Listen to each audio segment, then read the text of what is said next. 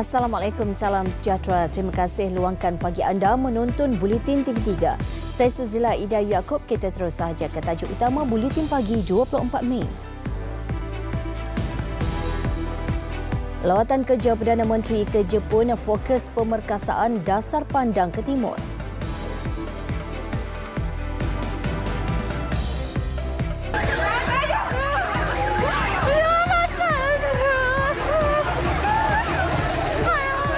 Enam maut berpuluh-puluh lagi terperangkap dalam runtuhan bangunan di Tehran.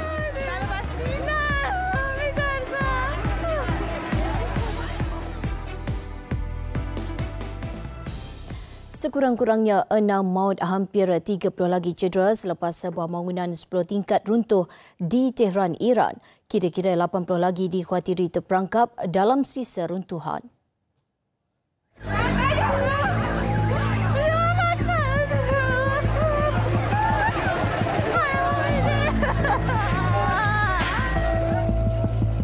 Menurut pasukan bulan sabit merah, 32 orang berjaya diselamatkan setakat ini. Bangunan komersial terbabit terletak di sebuah kawasan padat dengan penduduk di tengah-tengah bandar.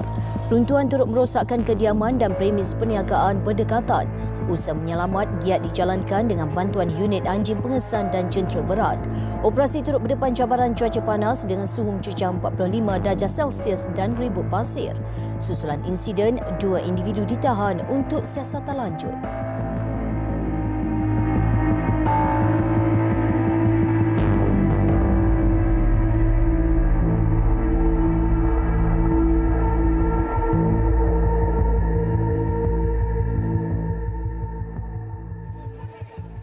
Perdana Menteri Datuk Seri Ismail Sabri Yaakob tiba di Tokyo malam tadi bagi memulakan lawatan kerja rasmi ke Jepun selama 6 hari. Lawatan ini adalah lawatan kerja rasmi sulungnya dan paling berprofil tinggi ke negara matahari terbit semenjak memegang jawatan Perdana Menteri pada 21 Ogos lalu. Pesawat khas yang membawa Datuk Seri Ismail Sabri dan isteri Datin Seri Muhaini Zainal Abidin dari Kuala Lumpur mendarat di lapangan terbang antarabangsa Haneda jam 11.10 malam waktu tempatan. Ketibaan disambut Menteri Luar Datuk Seri Saifuddin Abdullah, Kuasa Usaha Sementara Kedutaan Besar Malaysia di Tokyo Nur Azam Muhammad Idrus, Duta Besar Jepun ke Malaysia Takahashi Katsuhiko dan Ketua Pengarah Jabatan Asia Tenggara Kementerian Luar Jepun Kano Takehiro. Datuk Seri Ismail Sabri kemudiannya ke hotel penginapan di pusat bandar Tokyo dan disambut beberapa menteri kabinet dan pegawai kanan kerajaan.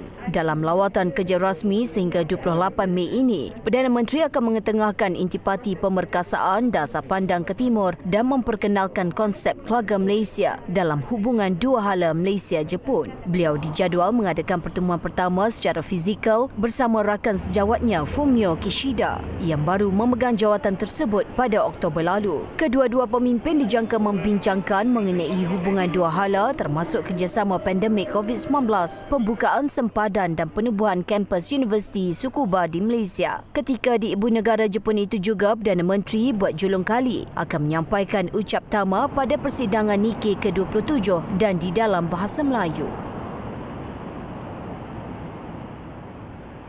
Malaysia masih menunggu keputusan Kerajaan Arab Saudi berhubung rayuan untuk diberikan kuota tambahan jemaah bagi haji musim 2022.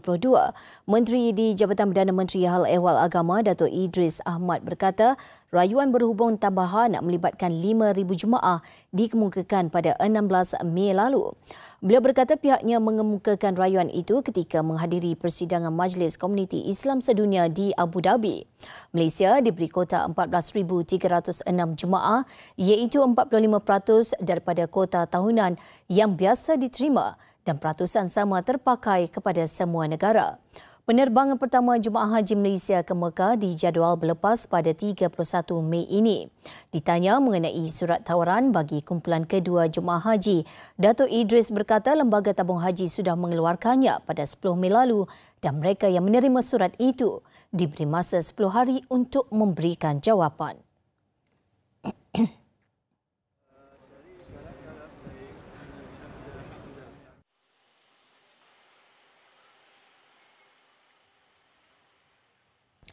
Golongan pemain industri ternakan ayam Malaysia diingatkan supaya tidak meneruskan percaturan dan permainan harga melalui pengurangan bekalan ayam di pasaran. Tindakan itu dianggap sangat membebankan rakyat pada ketika ini.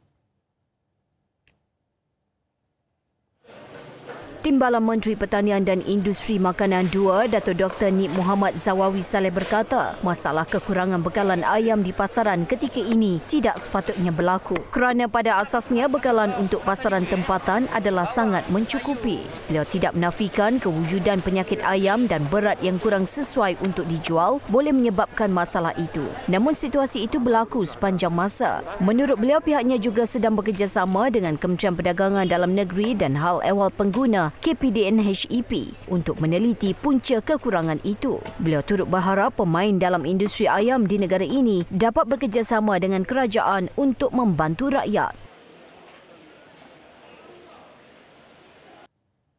Jabatan Kesihatan Kuala Lumpur dan Putrajaya JKWP KLP menyarankan pengusaha taska tadika serta rumah pengasuh untuk melakukan saringan jangkitan tangan, kaki dan mulut HFMD di pintu masuk. Ini bagi memastikan hanya kanak-kanak yang tidak bergejala memasuki premis dan berinteraksi dengan kanak-kanak lain. Pengarah Kesihatan Negeri JKWP KLP, Dr. Nur Aisyah Abu Bakar berkata, tanda-tanda jangkitan HFMD ialah ulcer di mulut, ruam atau lepuh di tangan dan kaki. Jangkitan HFMD juga cepat menular, terutamanya dalam kanak-kanak jika mereka mempunyai kontak dengan kanak-kanak yang telah dijangkiti penyakit tersebut. Beliau turut menasihatkan ibu bapa atau penjaga kepada kanak-kanak yang mempunyai simptom untuk tidak membawa anak ke tempat awam, termasuk taska, tadika atau sekolah bagi mengelakkan penyebaran. Tambahnya, kanak-kanak yang bergejala perlu dibawa segera berjumpa doktor untuk rawatan dan nasihat. Mereka juga perlu menggunakan peralatan makan dan minum yang berasingan serta tidak berkongsi barang dengan anak-anak lain.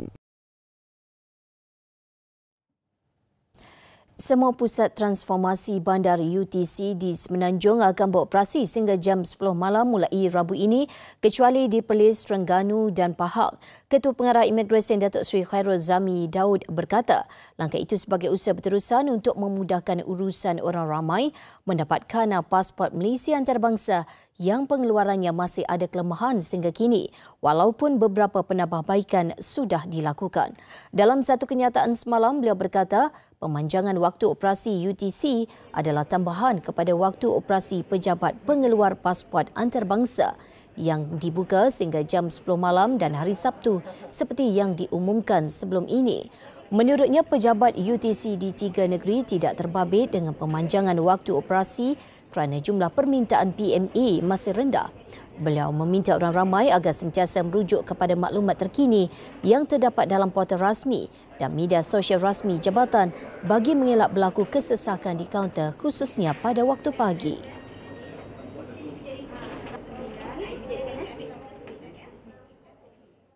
Sementara itu, masalah kesesakan membabitkan urusan pasport di kaunter Imigresen Johor dipercayai akibat sambutan menggalakkan bagi permohonan pasport sejurus pembukaan semula sempadan antarabangsa sejak 1 April lalu.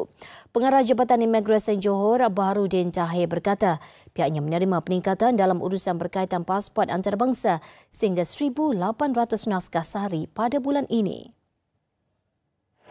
Beliau yang ditemui semalam mengulas rungutan orang ramai terpaksa beratur hingga 4 jam bagi memperbaharui pasport di Johor Bahru sejak beberapa hari lalu. Jelasnya, berdasarkan statistik, sepanjang Mac pihaknya menguruskan 700 naskah pasport sehari di seluruh Johor, diikuti April dengan peningkatan sehingga 1,000 sehari, manakala pada bulan ini melonjak sehingga 1,800 pasport sehari. Pihaknya menjangkakan kesesakan akan berlarutan hingga 3 bulan lagi. Beberapa langkah drastik diambil bagi melancarkan urusan termasuk melanjutkan waktu operasi dan membuka semua kaunter.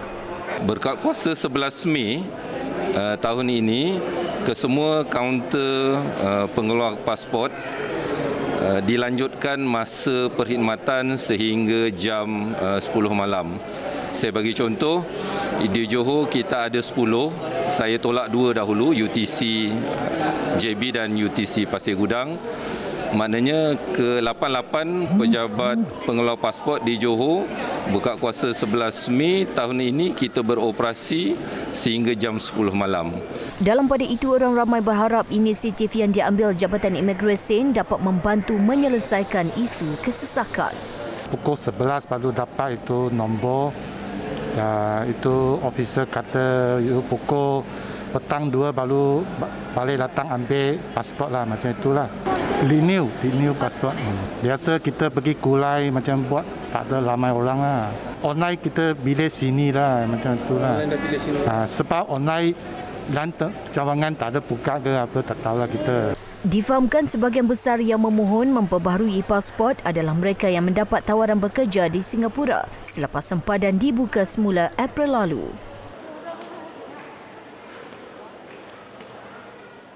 3,780 veteran Angkatan Tentera Malaysia ATM memanfaatkan peluang meningkatkan sosioekonomi dengan menyertai kerjaya ekonomi gig sejak diperkenalkan Januari lalu. Timbalan Menteri Pertahanan Datuk Seri Ikmal Hisham Abdul Aziz berkata, perkhidmatan berasaskan keselamatan yang ditawarkan menerusi Kod 7 bersesuaian dengan kepakaran dan kemahiran yang dimiliki oleh veteran ATM. Contohnya di rumah, kita tinggal rumah keluarga kita, jadi kadang-kadang ada yang kita bila ada di depan hadapan rumah malam ke siang ke apa yang mungkin kita kebimbangan, kita boleh telefon kod 7 ini, perkhidmatan ni mereka akan hantar anggota yang berdaftar dengan mereka untuk dari segi keselamatan. Tambahnya, veteran ATM yang berdaftar akan menjadi e-responder keselamatan dengan tawaran tangga gaji menarik dan menikmati kelebihan fleksibiliti masa dan lokasi bekerja. Sasarannya 10,000 veteran ATM akan menyertai Kod 7 bagi fasa pertama yang memfokuskan sekitar Lembah Kelang. Aplikasi Kod 7 menawarkan perkhidmatan keselamatan kepada pelanggan mendaftar bagi menjaga keselamatan premis. Beliau berkata demikian dalam sidang media selepas majlis penganugerahan Pingat Jasa Malaysia di Setulang, Johor. Dalam majlis itu, 704 veteran ATM dianugerahkan Pingat Jasa Malaysia sebagai pengiktirafan kepada anggota dan bekas anggota ATM.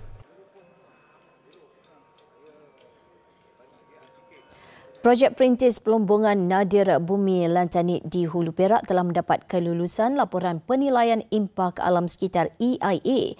Menteri Besar Perak Datuk Seri Syahrani Mohamad berkata, projek berkenaan akan dilaksanakan di tanah milik Perbadanan Pembangunan Pertanian Negeri Perak CADC. Kita telah pun melalui semua proses termasuk mendapatkan kelulusan EIA. Minggu lepas kita dapat dah surat tu EIA meluluskan pilot projek tersebut. Cuma sekarang peringkat syarikat yang diberi tanggungjawab itu akan menggunakan kelulusan itu untuk buat pilot projek, sama ada nak mengesahkan itu radioaktif atau bukan radioaktif. Jika ia bukan radioaktif, bermakna kita akan dapat sumber baru. Beliau berkata demikian kepada media selepas mengadakan lawatan ke Sekolah Kebangsaan Jeliang di Kuala Kangsar. Katanya sumber baru itu dijangka lebih baik daripada biji timah dan boleh digunakan dalam teknologi seperti telefon, jam dan barangan elektrik.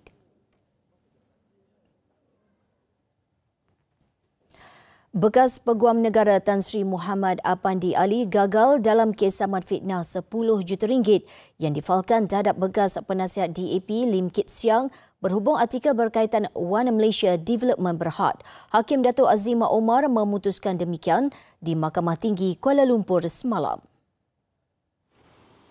Dato' Azimah menolak kes saman berkenaan selepas mendapati Kit Siang sebagai defendant mempunyai justifikasi dalam membangkitkan isu 1MDB menerusi artikel itu. Pada 5 Julai 2019, Tan Sri Apandi memfailkan saman fitnah terhadap Kit Siang dan berdasarkan pernyataan tuntutannya pada 6 Mei 2019 yang veteran DAP itu menulis dan menyebabkan penyiaran atau penerbitan artikel bertajuk Dangerous Fallacy to Think Malaysia's on the Road to Integrity dalam portal Malaysia Kini. Tan Sri Apandi mendakwa perkataan yang dikatakan fitnah dalam artikel itu antara lain membawa maksud beliau terbabit jenayah dan bersubahat dalam skandal keuangan 1MDB, seorang yang tidak mempunyai moral dan integriti, tidak beretika dan menyalahgunakan kuasanya sebagai peguam negara pada masa itu.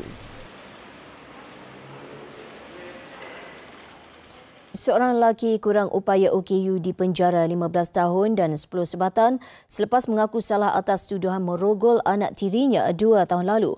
Hukuman dijatuhkan oleh Hakim Mahkamah Session Air Keruh Melaka Mazia Juari Muhammad Tajuddin selepas tertuduh yang berusia 27 tahun membuat pengakuan itu sejurus kertas pertuduhan dibacakan. Hakim memerintahkan tertuduh menjalani hukuman itu bermula tarikh ditangkap pada 9 Mac 2020. Mengikut pertuduhan, dia didapati melakukan kesalahan itu ke atas anak tiri sulungnya yang kini berusia 17 tahun di bilik tidur mangsa di sebuah rumah di Batu Tiga, Kampung Solok, Bukit Bayan, Bukit Katil, Melaka. Kesalahan dilakukan terhadap mangsa yang ketika itu berusia 15 tahun pada jam 2 pagi 9 Februari 2020. Tertuduh yang bekerja sendiri didakwa di bawah Seksyen 376/3 Kanun Keseksaan. Sabit kesalahan boleh dipenjara maksimum 30 tahun dan 10 sebatan.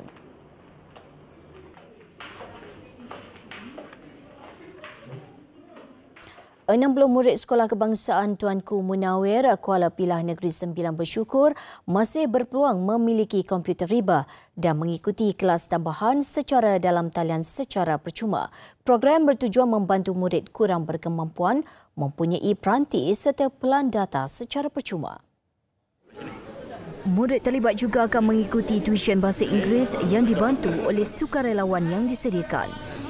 Masa tak ada tablet tu, kita orang guna phone untuk tengok kerja yang tak siap. Lepas tu dah dapat tengok, bila dah ada tab baru boleh belajar. Masa tu saya guna handset employer saya. Lepas tu masa sekolah dapat tab tu lebih senanglah nak belajar. Menurut Guru Besar Sekolah Kebangsaan Tuanku Munawir, Rusmawati Hazali, usaha seperti itu sangat membantu pelajar menguasai bahasa Inggeris melalui pembelajaran interaktif yang berasaskan fun learning. Program ini dapat sebagai nilai tambah untuk murid-murid sebab apa yang didapat di sekolah mungkin tak mencukupi. Tapi bila ada program macam ini, murid-murid dapat memperkayakan lagi ataupun dapat lebih pengetahuan, lebih keseronokan. Program ini adalah anjuran Yayasan Munara dengan sokongan penuh sebuah syarikat korporat.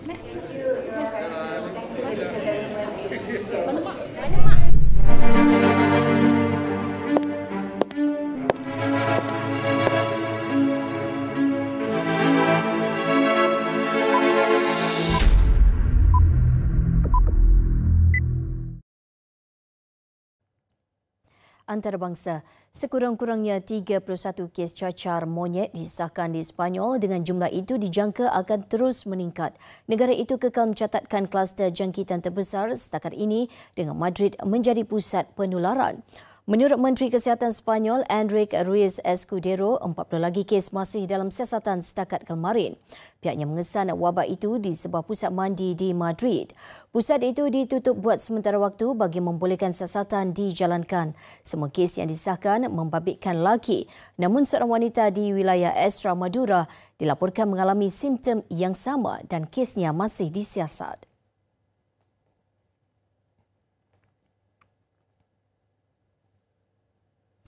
Perdana Menteri baru Sri Lanka Ranil Wickremesinghe dijangka bakal menggalas tanggungjawab tambahan menguruskan keuangan negara bagi menangani situasi ekonomi buruk negara itu. Sri Lanka menghadapi kekurangan rizab pertukaran asing yang paling teruk dengan kerajaan tidak dapat membiayai import keperluan asas termasuk ubat-ubatan. Penangguhan prosedur seperti pembedahan kritikal turut berlaku ketika ini di hospital.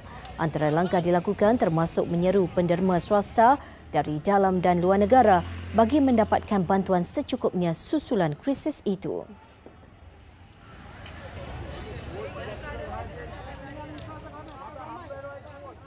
Sekurang-kurangnya seorang peserta larian maut dan 15 lain dikejarkan ke hospital ketika acara Brooklyn Half Marathon yang berlangsung di Bandar New York. Mangsa robah sejurus tiba di garisan penamat dan disahkan meninggal dunia di sebuah hospital tempatan. Menurut pihak Perkhidmatan Kaji Cuaca, bahagian tenggara New York mengalami suhu dan kelembapan tinggi pada hujung minggu. Tambahnya, suhu tertinggi di bandar New York mencecah 30 darjah Celsius pada Sabtu dan Ahad lalu. Dalam acara terbabit, peserta menamatkan larian kira-kira 21.1 km dengan anggaran 20,000 peserta.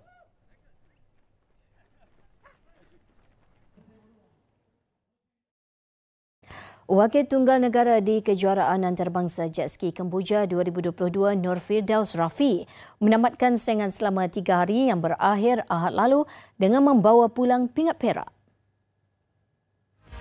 Kejuaraan Antarabangsa Jet Ski Kemboja 2022 diadakan di Pantai Otras, Sihanoukville. Nur Firdaus Rafi yang menjadi wakil tunggal negara mengambil bahagian 2 daripada 7 acara yang dipertandingkan. Menerusi kutipan keseluruhan sebanyak 106 mata, Nur Firdaus meraih tempat kedua acara Runabout Endurance Open sekaligus dikalungkan perak di belakang juara dari tuan rumah. Satu lagi kategori Pro Runabout Stock pula diakhiri di tempat keempat. Ia dijadikan sebagai medan persiapan memandangkan sukan jet ski dijadual dipertandingkan di Sukan SEA tahun depan apabila Kemboja menjadi tuan rumah. Sekian Buletin Pagi, teruskan menonton TV3. Salam hormat dan Assalamualaikum.